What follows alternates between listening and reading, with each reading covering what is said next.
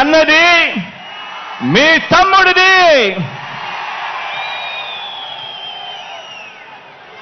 జమ్ము చెట్టు మీద ఇంతకాలం దాచిన ఓటు అనే అస్త్రాన్ని ఇంటింటి అభివృద్ధికి, రాష్ట్ర అభివృద్ధికి, పేద సామాజిక వర్గాల అభివృద్ధికి అడ్డుపడతా ఉన్న పెత్తందారుల మీద ప్రయోగించాల్సిన సమయం ఇక వచ్చేసింది అని కూడా ఈ సందర్భంగా తెలియజేస్తా ఉన్నాను.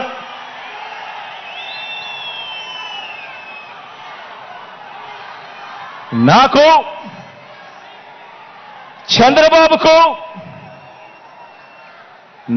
చంద్రబాబు గారికి ఉన్నట్టుగా 10 మంది నటించే పొలిటికల్ స్టార్లు నాకు లేరు. 10 మంది నటించే వాళ్ళు, 10 మంది నటించే పొలిటికల్ స్టార్లు నాకు స్టార్ క్యాంపెయినర్లుగా లేరు. నాకు చంద్రబాబు నాయుడు గారి మాదిరిగా ఓ ఈనాడు లేదు, ఓ ఆంధ్రజ్యోతి లేదు, ఒక TV5 లేదు. అబద్ధాలకు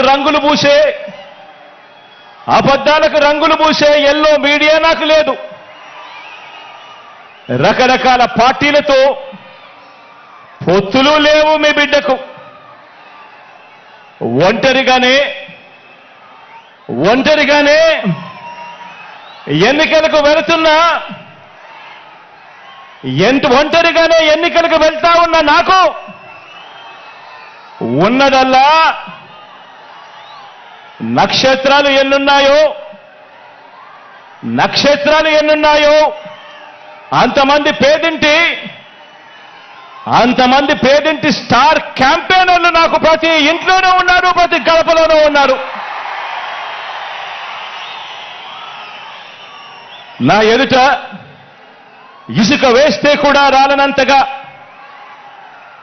ఈరోజు ఇక్కడ ఈ కార్యకర్తలు, ఈ అభిమానులు, ఈ ప్రజానికంలో మీలో ప్రతి ఒక్కరూ కూడా మీ జగన్కు, మీ అన్నకు, మీ బిడ్డకు మీరంతా కూడా స్టార్ క్యాంపెయినర్లుగానే ముందుకు నడుం బిగించాలి అని అడుగుతా ఉన్నాను.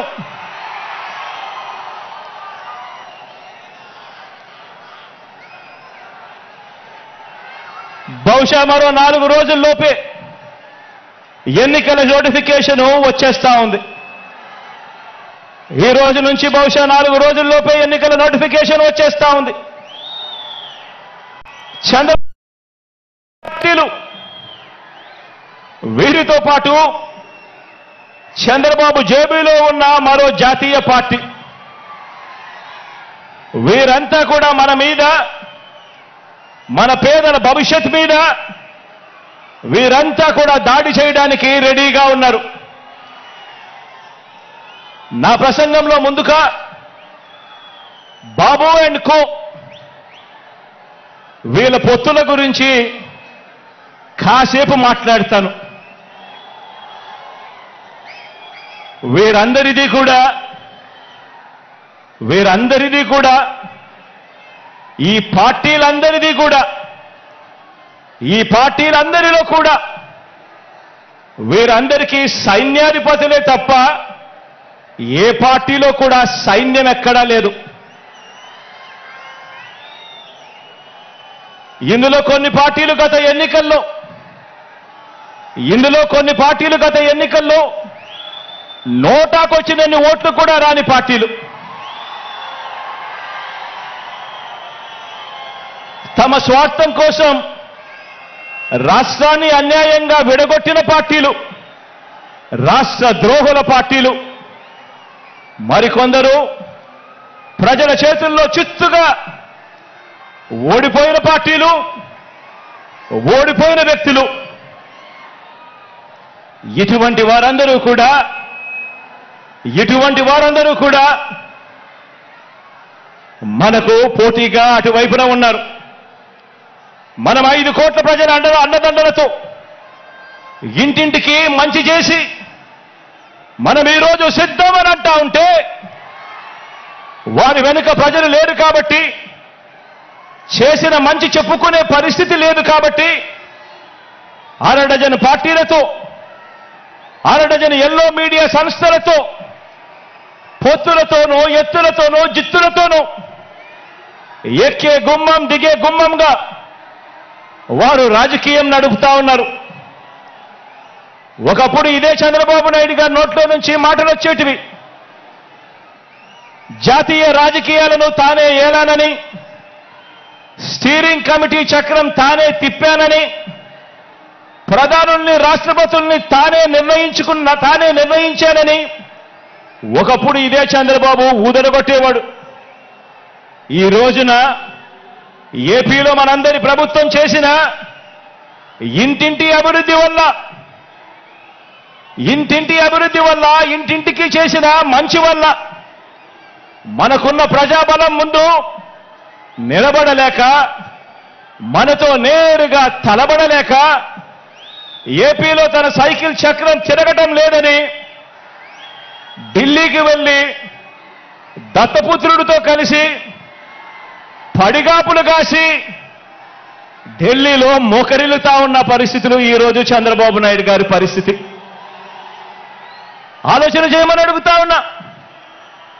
కేవలం జగన్ ఒకడు ఇటువైపున. జగన్ వల్ల మంచి జరగకపోయిందంటే ప్రతి ఇంటికి, జగన్ గన తన మేనిఫెస్టోలో చెప్పిందంతా కూడా తాను చేయకపోయిందంటే, జగన్ అనే ఒకే ఒక్కడు చంద్రబాబు నాయుడు గారి గుండెల్లో రైళ్లు పరిగెత్తించుకుండా పోయింటే,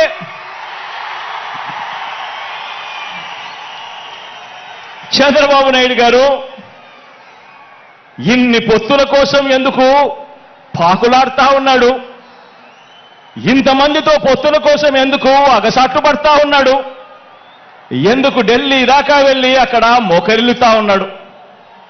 దీనికి కారణం చిత్తశుద్ధితో, నిజాయితీతో మనం చేసిన మంచి, అన్ని వర్గాల మీద మనం చూపించిన కమిట్మెంట్, ఇంటింటికి మనం చేసిన అభివృద్ధి. ఈ రోజున మన పార్టీ, మన ప్రభుత్వం నిండుగా విరగ కాసిన మామిడి చెట్టులా మనముంటే, చంద్రబాబు నాయుడు గారి పార్టీ అందరినీ కూడా మోసం చేసి, వెన్నుపోట్లు పొడిచి, గత పాపాలకు ఫలితం అనుభవిస్తూ తెగులు పట్టిన చెట్టులా చంద్రబాబు నాయుడు గారి పరిస్థితి ఉంది. మన ఎమ్మెల్యేలంతా, మన నాయకులంతా ప్రతి నియోజకవర్గంలోనూ గడప గడపకు ప్రజల వద్దకు వెళ్ళి చేసిన మంచిని చెబుతూ, ప్రతి ఎమ్మెల్యే అభ్యర్థి కూడా తిరుగుతూ ఉంటే, చంద్రబాబు మాత్రం రామోజీ గడప, ఆంధ్రజ్యోతి రాధాకృష్ణ గడప, TV5 గడప, ఢిల్లీలో ఇతర పార్టీల గడపలు, ఇలా ఓ అరడజన్ గడపలు 5 ఏళ్లుగా తన మనుషులను పంపి తాను తిరుగుతా ఉన్నాడు. ఆలోచన చేయమని అడుగుతా ఉన్నా. ఇది కనిపిస్తా ఉన్న చంద్రబాబు నాయుడు గారి మార్క్ రాజకీయం. మరి మీ జగన్ మార్క్ రాజకీయం, మరి మీ అన్న మార్క్ రాజకీయం. మీ అన్న మార్క్ రాజకీయంలో, మీ జగన్ మార్క్ రాజకీయంలో విలువలున్నాయి. విశ్వసనీయత అన్న పదానికి అర్థం ఉంది, నిబద్ధత ఉంది, సిద్ధాంత బలం ఉంది, ఇంటింటికి మంచి చేశాము అన్న చరిత్ర ఉంది. అన్నింటికీ మించి ప్రజల మీద, అక్క చెల్లెమ్మల మీద నమ్మకం ఉంది. ఈరోజు మీ బిడ్డ పాలనతో ప్రతి ఇంట్లోనూ కూడా చిక్కటి చిరునవ్వులు కనిపించే పరిస్థితులు ఉన్నాయి. మన మార్గ రాజకీయంలో ఇంటింటి అభివృద్ధి కూడా కనిపిస్తుంది. మన ఫ్యాన్ గిర్రున తిరిగేందుకు కావాల్సిన కరెంటు ఇతర పార్టీల నుంచి రాదు, ఇతరులతో పెట్టుకున్న పొత్తుల నుంచి రాదు, నేరుగా ప్రజల నుంచి, ప్రజలు ఆశీర్వదిస్తే వస్తుంది, వారి గుండెల్లో ప్రేమ నుంచి వస్తుంది. మన పార్టీకి, మన ఫ్యాన్కు కరెంటు, మన ఫ్యాన్కు కరెంటు మనందరి ప్రభుత్వం. ఇంటింటికి చేసిన మంచి నుంచి వస్తుంది. మనం అందించిన నవరత్నాల్లో నుంచి మన ఫ్యాన్కు కరెంట్ వస్తుంది.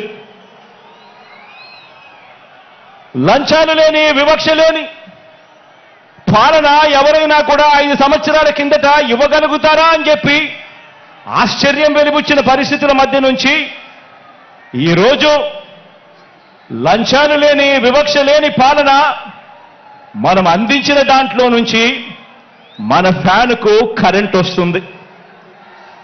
మన ఫ్యాన్కు కరెంటు మాట తప్పకుండా మేనిఫెస్టోను ఓ బైబిల్ గాను, ఓ ఖురాన్ గాను, ఒక భగవద్గీత గాను ఇంతవరకు ఎప్పుడూ కూడా ఎవరూ కూడా చెయ్యని విధంగా మేనిఫెస్టో అంటే చెత్తబుట్టలో వేసే డాక్యుమెంట్ కాదు.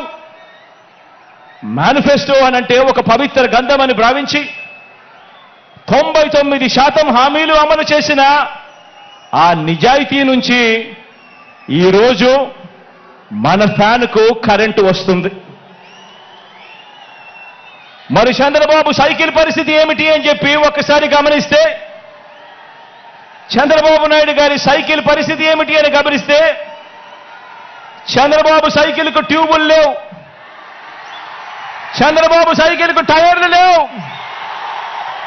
చంద్రబాబు సైకిల్కు చక్రాలే లేవు. చంద్రబాబు సైకిల్ తుప్పు పట్టిన పరిస్థితిలో ఈరోజు ఉంది. ఆ తుప్పు పట్టిన సైకిల్ను తొక్కటానికి, ఆ తుప్పు పట్టిన సైకిల్ను తోయటానికి ఇవాళ చంద్రబాబు నాయుడు గారికి వేరే పార్టీలు కావాలి. ఇది చంద్రబాబు నాయుడు గారి జాబ్ రిక్వైర్మెంట్. ఎందుకంటే బాబు పేరు చెబితే గుర్తుకొచ్చే ఒక్క మంచి కూడా ప్రజల నోట్లో నుంచి వినపడదు. చంద్రబాబు పేరు చెబితే గుర్తుకొచ్చే ఒక్క స్కీము కూడా ప్రజల నోట్లో నుంచి వినపడదు, కనిపించదు. అందుకే పొత్తుల్లో భాగంగా ముందుగా ఒక ప్యాకేజీ ఇచ్చి ఒక దత్తపుత్రుని తెచ్చుకున్నాడు ఈ పెద్ద మనిషి చంద్రబాబు నాయుడు.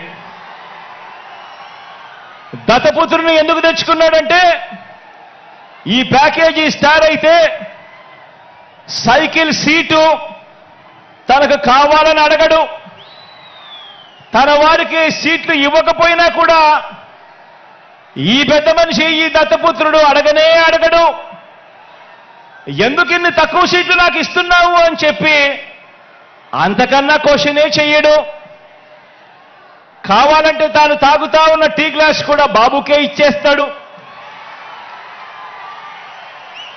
చంద్రబాబు సిట్ అంటే కూర్చుంటాడు, చంద్రబాబు స్టాండ్ అంటే నిలబడతాడు. సైకిల్ను ఎప్పుడు దిగమంటే అక్కడ దిగుతాడు, ఎప్పుడు సైకిల్ను తోయమంటే అప్పుడు తోస్తాడు.